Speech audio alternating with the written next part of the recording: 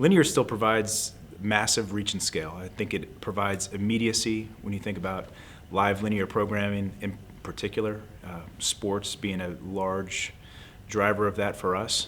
It's tonnage, it's immediacy, it's branding impact across the board to be able to reach, on average 22 million people on a Sunday at 4 p.m. There's still no better medium to reach a massive amount of people in one fell swoop. Great. And how's yield management changing for sellers right now?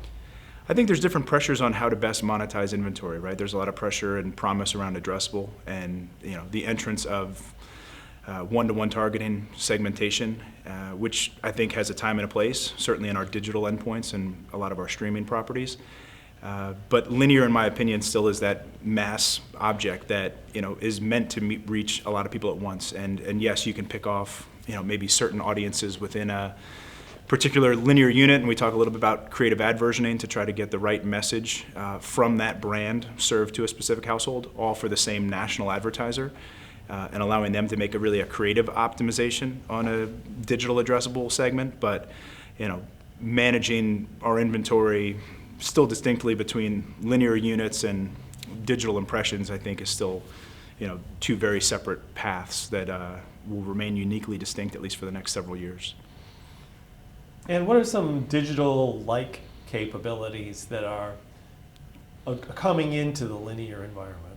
Well, I think we're starting to see more digital-style segmentation from either MVPDs and set-top boxes, the satellite providers, and then a desire for the smart TV manufacturers to help make that digital IP address, that digital connectivity at the household level available for national television programmers to tell a better story about who's watching their content.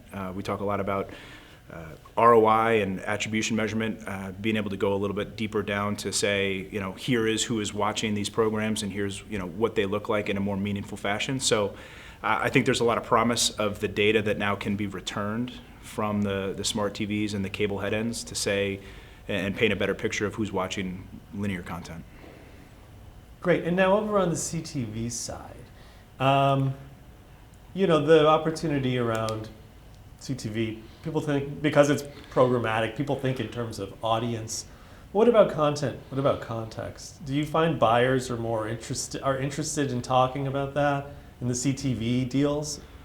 Yeah, I think content is still king, right? I work for a tremendous content company. Our programs drive audiences and create these communities, right? So in everything we do, content sits at the center of that experience for us. And anything you do after that with targeting or layering and addressability, like you still need the scale of a hit show or, like we said, a sporting program that drives a mass audience. So I continue to think that without the content and the ability to drive viewership in tonnage, it makes it harder to then go and do these niche little targeting deals that run under the surface. So content's going to be key. I think the theme that's come up over the last several days is continuing to invest and align with content, get that transparency and that partnership that helps put brands front and center, and then follow that content across the fragmentation that exists in digital CTV. And by working with a content company, do you get the right sort of frequency management then across the various